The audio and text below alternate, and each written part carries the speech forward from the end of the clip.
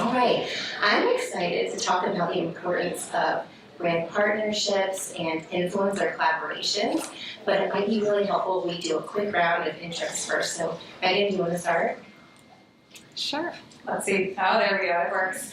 Hi, everyone. Meghan Shookman. I'm the VP of Marketing with Olipop, a brand for not better for you, but actual good for you soda. And I brought some samples today as well, so I hope you all enjoy.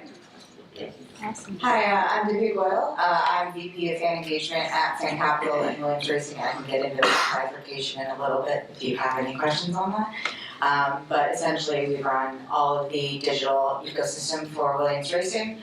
And within that comes all of the stickiness, the fan engagement, using partnerships to bring fans back to the platform consistently. And hi, I'm Jenny Blanco. I lead global social media and influencers for Indeed. And I'm Lynne. I'm head of new partnerships at Captivate. So let's dive right in. All right, first question.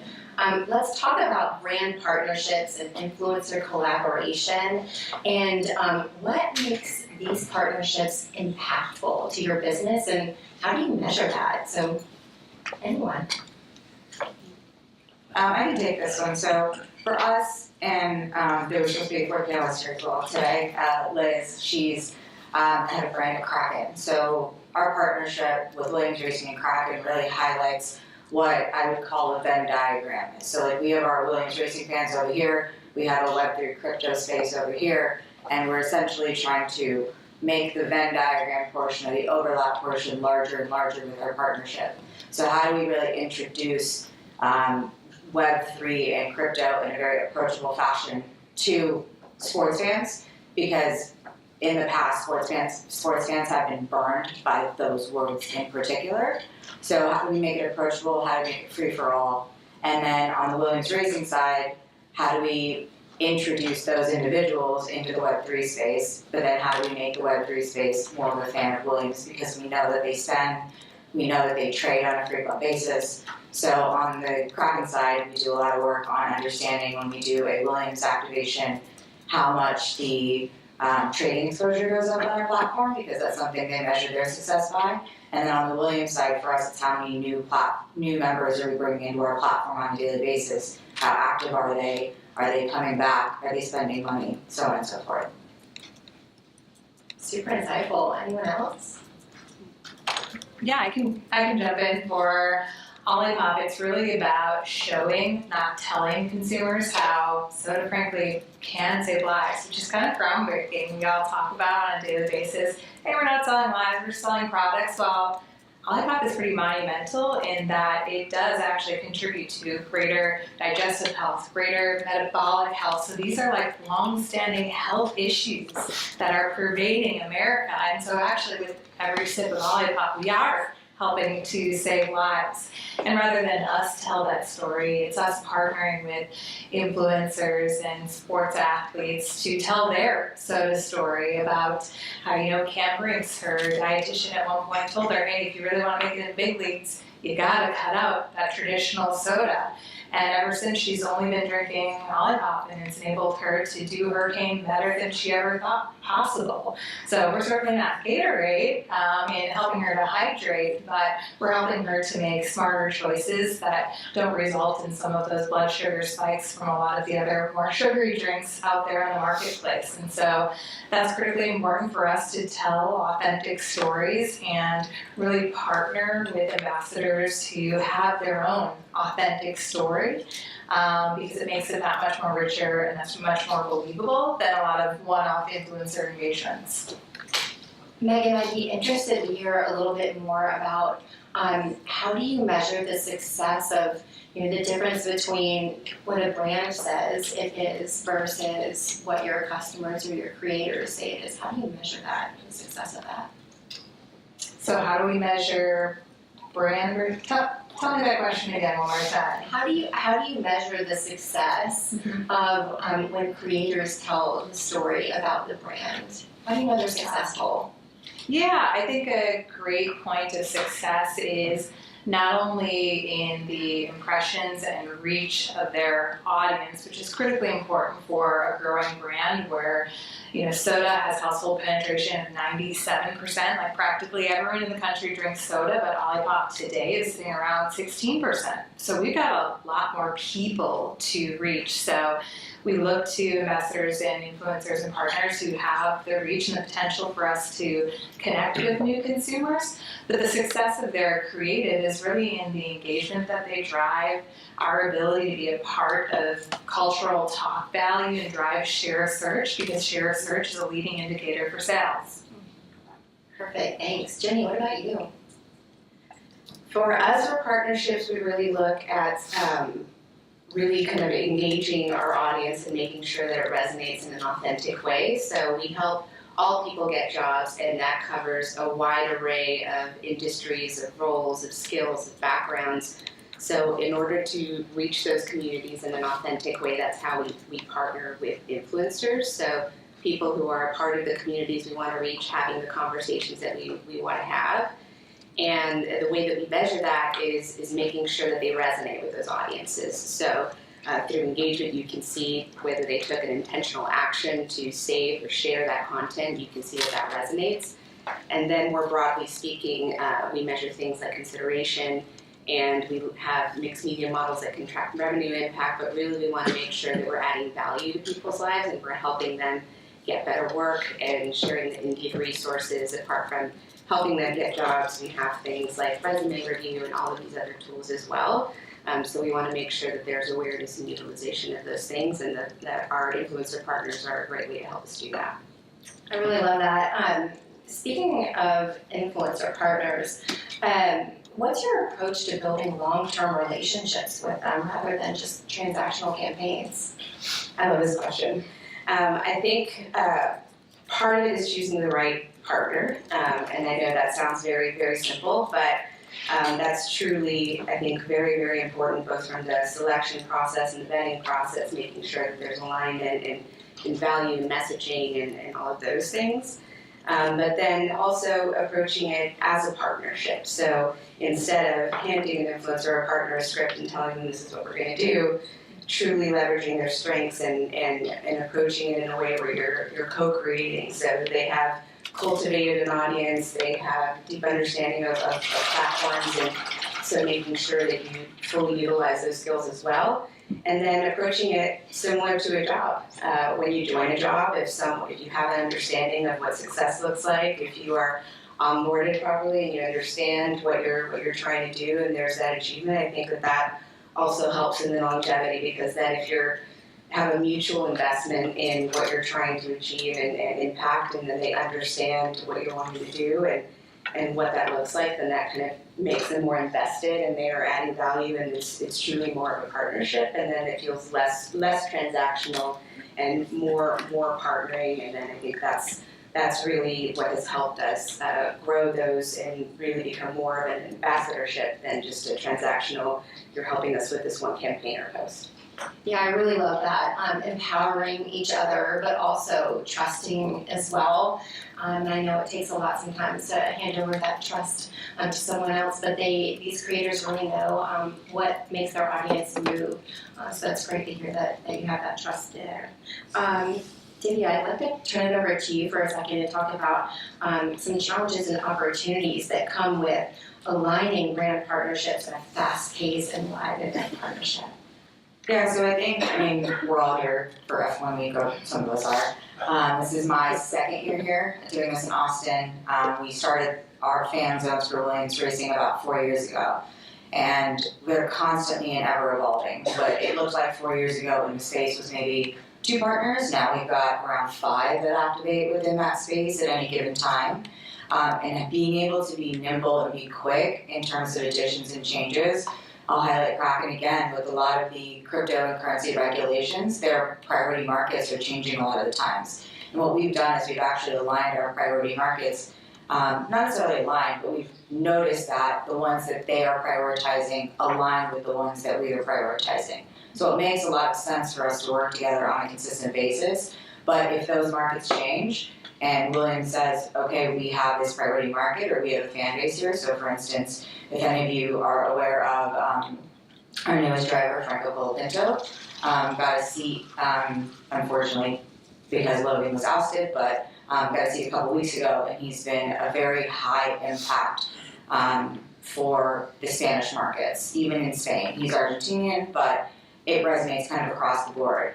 And one of Kraken's priority markets is Spain. So we're looking at seeing if we can do a fan zone next year, again, in Barcelona, not to mention that we'll have Franco, hopefully still, but then we also have Carlos Sainz coming in January. So how do we really leverage those different markets and those different regions to expand our fan base, but do it in a way where we can see the data on a daily basis?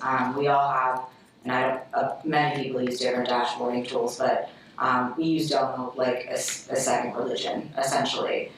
We have dashboards built out for audiences, for web traffic, for splits in between our traffic, what's doing best on content, what's driving registered users, which are our new file or like registry of interest individuals, and then how many people are playing around in our digital ecosystem, how many people have interacted with Kraken. And so we look at those stats on a daily basis to then continue to inform where we invest time in our partnership with money. I really love that constant monitoring to make sure you're keeping up to date in real time and pivoting if you need to. Meghan, you've done a lot of partnerships through the years. How do you make the most out of them? Yeah, I think you make the most out of partnerships, making it a full or 360 storyline that's more than just a blitz in one singular moment. And I think a great example of that is our Barbie partnership. It started out with a product placement in a Nicki Minaj video. When Mattel saw that, they came to us like, clearly you're part of culture and we want to be a part of your culture. And so we developed a custom flavor with Mattel to celebrate the Barbie 65th anniversary. It was a peaches and cream flavor. They originally wanted us to do a birthday cake flavor, but our founder was like, birthday cake, that's not a traditional soda flavor. And I'm like, well, we're reintroducing peaches. And he was like, oh, I could totally do a peaches and cream flavor. So we launched that product, and it was more than just a product on shelf. We also did like a Barbie Dream Kitchen virtually on our website and invite consumers to come to the website on a daily basis to check out and explore the Barbie Dream House and have the opportunity to discover free products. We also did a partnership with Van Leeuwen and Barbie in doing like a soda shop for the day to celebrate our peaches and cream launch with influencers as well as just locals in the LA market when we did our city blitz there. So it's figuring out how can you create as many touch points as possible to really make the effort worth its while. Thank you so much. That's really fascinating about how you're leveraging pop culture and integrating it everywhere. Jenny, I want to go back to you. The one thing in common with your target audience is that they're all job seekers, but that doesn't mean they're all the same. They're really, really diverse. So if you think about it, they're coming from different jobs, different industries, different career paths, geographies. Tell us how you approach that.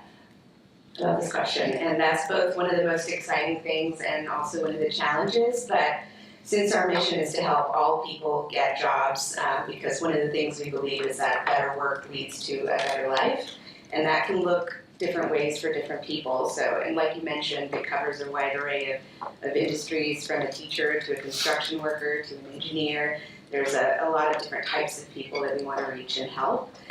So one of the ways we do that is we have a wealth of data. We're very fortunate from sources like our hiring lab and different tools internally. And then we have also kind of a full funnel approach using all of the tools in our tool belt to make sure we're reaching people at the right moment with the right message and giving them the right resources. That's also one of the ways we use partnerships as well, because they have a deep understanding of those audiences and communities. So we also have that kind of diverse representation of backgrounds and hear directly from people in those industries.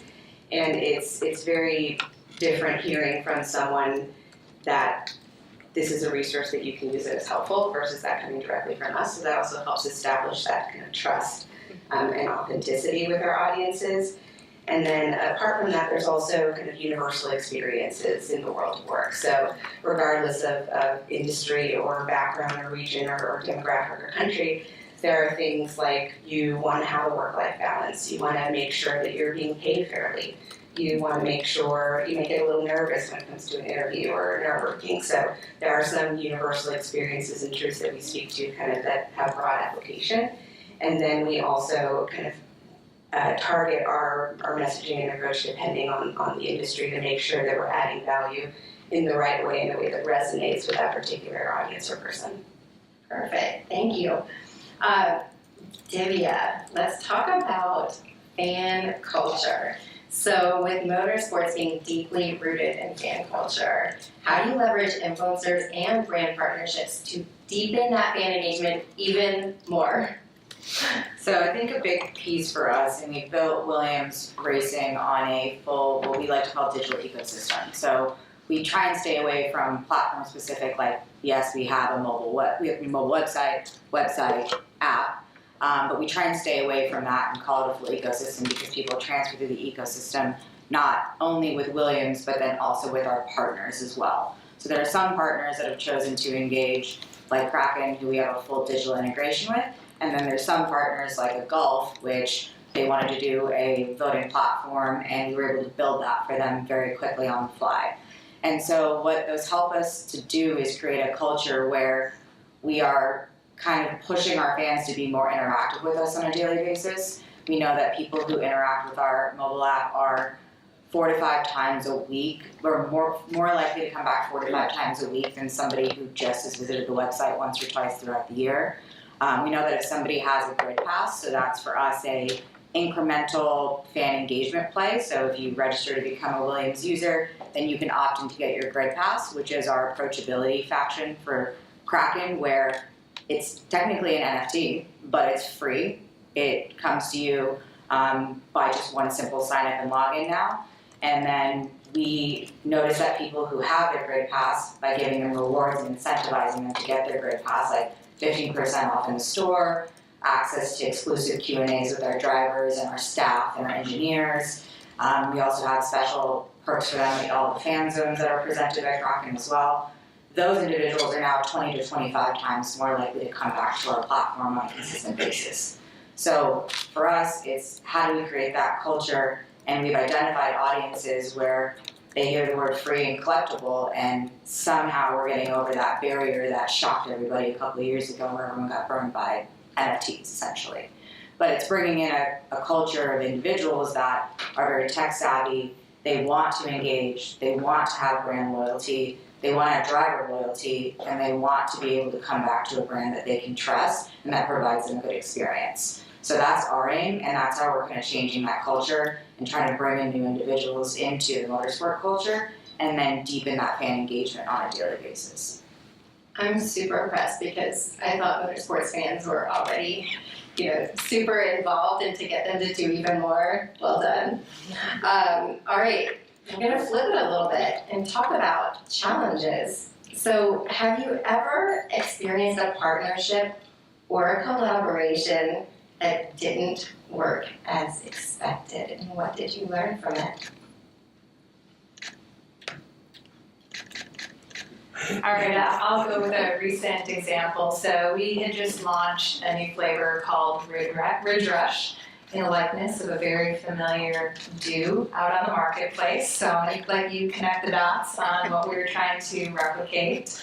And so we had partnered with Shannon Sharp in replicating his infamous dew meme by having him drink our Olipop and spread that across the internet. And a few days later, he also was in the press by accidentally leaving his phone on during an intimate moment. And so that was something we could not have anticipated. We clearly did the appropriate safety checks on his content, recent news, etc. And those are things you just can't anticipate. And so he did very quickly apologize, and it was an authentic apology. It was not intended to happen, and it, wasn't too graphic, thankfully, but it's something that we monitored pretty closely to ensure that it didn't bubble up in the sphere. But I think that's just an example of you just have to be okay with things not going as anticipated, recognizing that all the safety checks in the world can't project what a human being is going to do in the future. So luckily we didn't have to engage our crisis team, and it was forgotten days later, but that was something that we certainly didn't anticipate, and it's just continuing to let leadership know that as we do connect ourselves to these other human beings, they're probably going to make human mistakes, and ensuring that there's that willingness and openness to accept human mistakes. Yeah, I can see that's probably really hard to predict that was going to happen. Thanks for sharing that, Divya. It looked like you were going to share something too. Yeah, I had a little PTSD, but we're gonna go for it. When we were first starting out, about 4 years ago at Williams, there were, I would say, a couple partners, and the revenue we were bringing in from those partnerships was probably, I would argue, the lowest on the grid. And now can't really release full numbers, but we've basically 10x that in a matter of 2.5 years. A lot of that came with trials and tribulations. One of the partnerships that I would say didn't work out for the best was we had one with a company, will not be named, but they were in the dental care space. And I think that partnership, when it was made, was not done with the due diligence of, does your brand and your fan align with what a Williams fan would look like? So when we got down to the brass tacks of it, I came in the middle of the partnership and I tried to figure out, okay, what has gone wrong here? And most immediately we looked at the demographics, and the demographic for this company was 40-year-old women, 90% of them going through a divorce or had been divorced in the past. And if you align that closely with a Williams F1 demographic, there's not a lot of overlap. So, partners coming to us wondering, well, why isn't my product selling? We're on your pages, we have our site inventory, we're on the car, like what's going on? And I had to respond and say, well, why did you get this partnership? Was it just for an impression and a brand exposure? Or if it was actually directly for conversion, someone should have done the due diligence and told you that that Venn diagram that us and Crafting have now is slim to none with that brand and us. So we had to take some learnings there, and now from that, our commercial pitches have gotten extensively better, where we do the audience analysis, we know what the overlap is. We've invested heavily into tools that will help us figure out what that overlap is, and if we don't know and we feel like there's a new audience space for it, then we go in and price that partnership as such. On the Indeed side, that made me think of a partnership that we had with a particular artist where we sponsored the tour, and it included also using Indeed to help hire for different roles on the tour and showing kind of the interviewing process and those things, all culminating in a concert event where this artist was going to headline, and we were also going to have kind of career strategists to help people get jobs and give them that career advice. And in the big moment of the day when the big concert was going to happen, the artist was sick and we had to cancel the concert. So we had to very quickly pivot, but what we ended up doing was really leaning into the moment, and we shifted the campaign to highlight that everybody deserves a sick day, and that your health is really important, and that well-being is more important than any other obligations. And so that pivot ended up being really impactful and really resonated with our audience. We saw a lot of positive sentiment. The artist and our partner was also super appreciative of the flexibility, and it ended up being a really kind of fruitful resource to help kind of highlight things like work well-being and some of the other resources that we provide. So the unexpected was something that was initially a challenge, but when we really leaned into it, it really turned into something quite impactful. I love that. I love the creativity, and everybody does deserve a sick day every now and again. Before we turn it over to any questions, what's one piece of advice that you'd give marketers looking to create meaningful partnerships and influencer campaigns today? I think for me, it's about the research and the due diligence. A lot of partnerships, and I'll harken back to 4 years ago, I think if teams and brands and companies are struggling to kind of make ends meet with the funding, it's very difficult, and you kind of just want to take the next partnership that comes up where someone's going to pay you X amount of dollars to keep the lights on. But there is a way to say, no, we still need to do the due diligence and really build off the back of both of those partners and not really get short-sighted, but more we know that the goal that we have for Williams is probably going to be realized in the next 2 or 3 years, and we're okay with that trajectory. We don't need it to be realized within the next 4 to 5 months. That's our business use case. But that allows us to do the due diligence on these deals to make sure that both parties are benefiting and can provide mutual value to each other. Let's see, I think about not discounting the value of creating a groundswell of everyday brand advocates. So many times when we talk about influencers and partnerships, we're talking about big names. There's absolute value in getting thousands of people to talk to their neighbors, to their friends, to their families. And sometimes that's viewed as that much more authentic because consumers can sniff out someone who's just been paid to promote a product. So I think say yes and to all the way up and down the ladder of building the groundswell of your everyday consumers, as well as further helping to amplify that with influencers who have a broader reach. So I think that's often forgotten, the everyday person. We talk about influencers all the time, but those everyday people are everyday influencers. I would echo that on the variety of influencers. I think when you hear that, you automatically think of people with very, very large followings.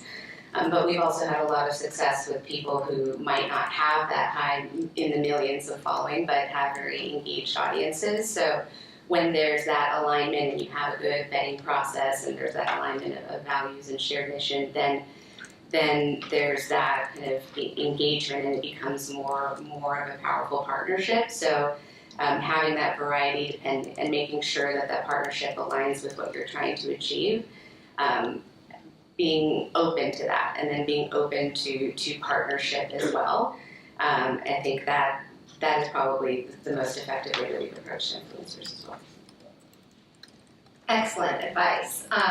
Let's turn it over now. Does anybody have any questions for the panelists? Oh, one in the back. All Hey, brand partnerships, influencer collaborations are probably one of the most important topics in brand marketing, but I think one of the big emerging trends and probably the future is around community. And not necessarily any influencers per se, but having the community as its own influencer, which is the many. What have you guys done, I guess, from a community experience or community strategy to amplify the brand? On our end, we understand that I would say probably 99% of our fans will never physically touch the brand. And so if you think about that challenge, it becomes really difficult, unlike a sports team which has a home stadium, to create a physical community of individuals.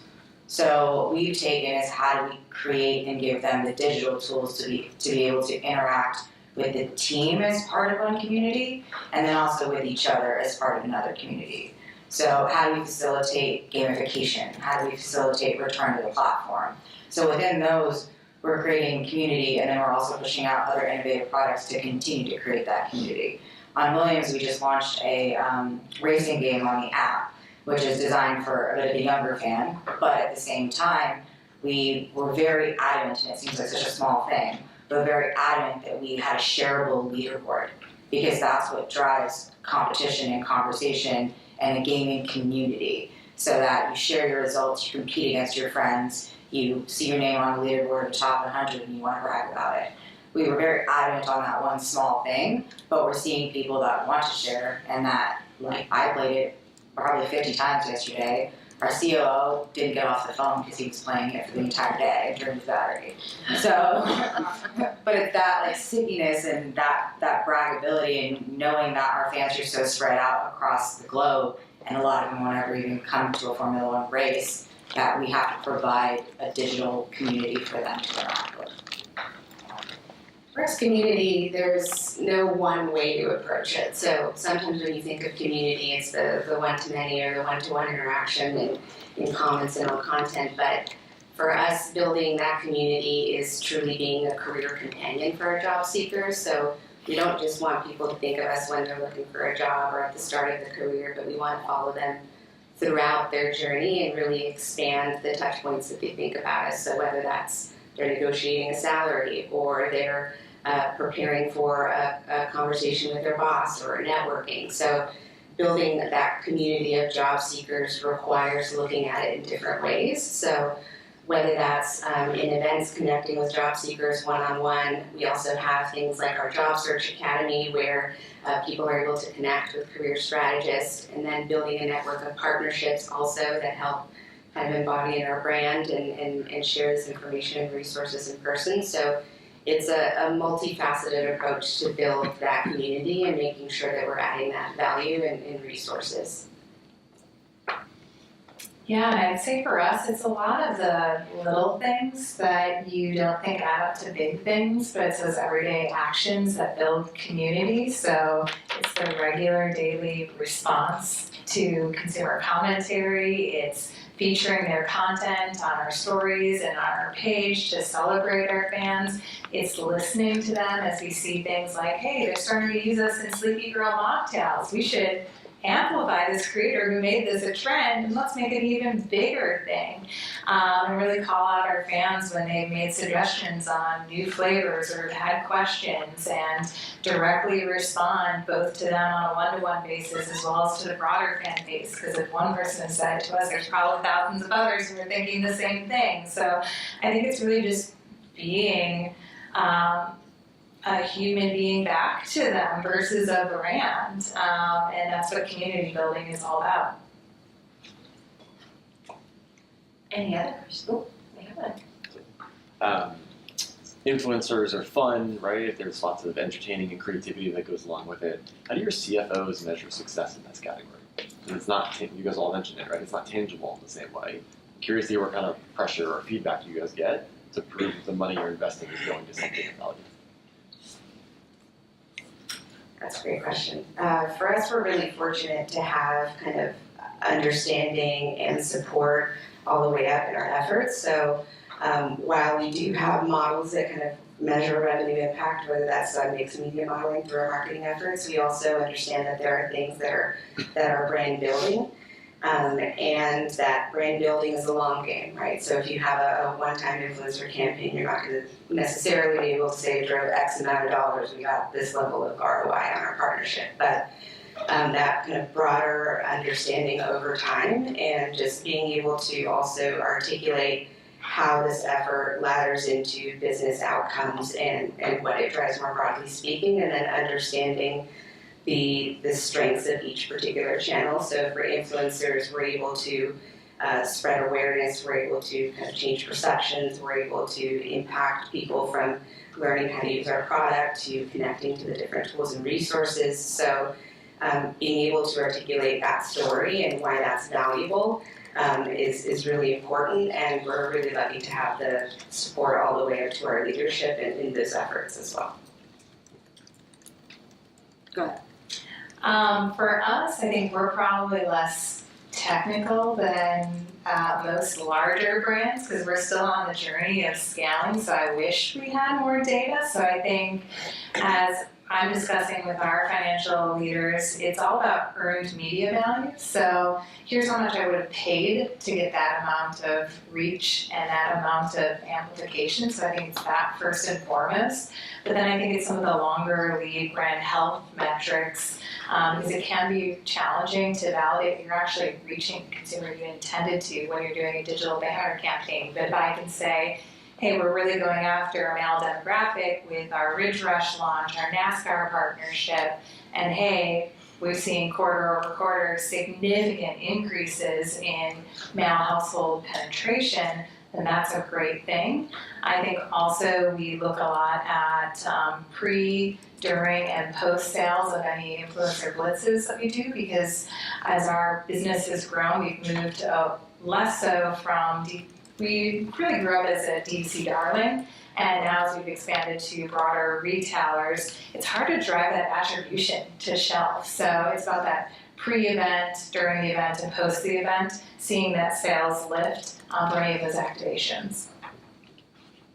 Ours is definitely more of a long game. I will say, I think right now we are actually doing a lot of due diligence on what we want the future of our influencer program to look like. We do very well in the brand partnership space now. It's probably gotten us, I would say, 2 years to get to this era. But now we've turned our focus to influencers. And I think what we're seeing from our side is it is more of a long game for us. It's when Nielsen runs a study twice a year generally, and for F1, and each of the teams get characteristics, so to speak, right? And unfortunately, a couple of years ago, Williams was under a boring category. People identified Williams as boring.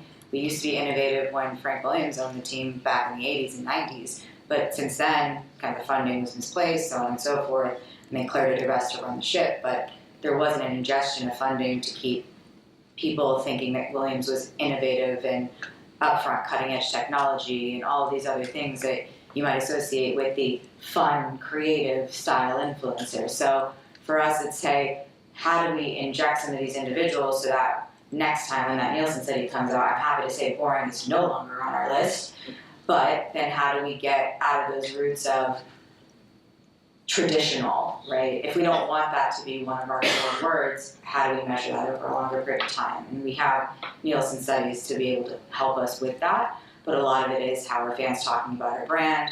Are they using certain keywords in searches when we're doing social listening? And how are they describing our activations? Thank you, and thank you for asking that question. It's one of my favorites. I think we are at time at this point, so thank you so much to each of you. It was really a fascinating.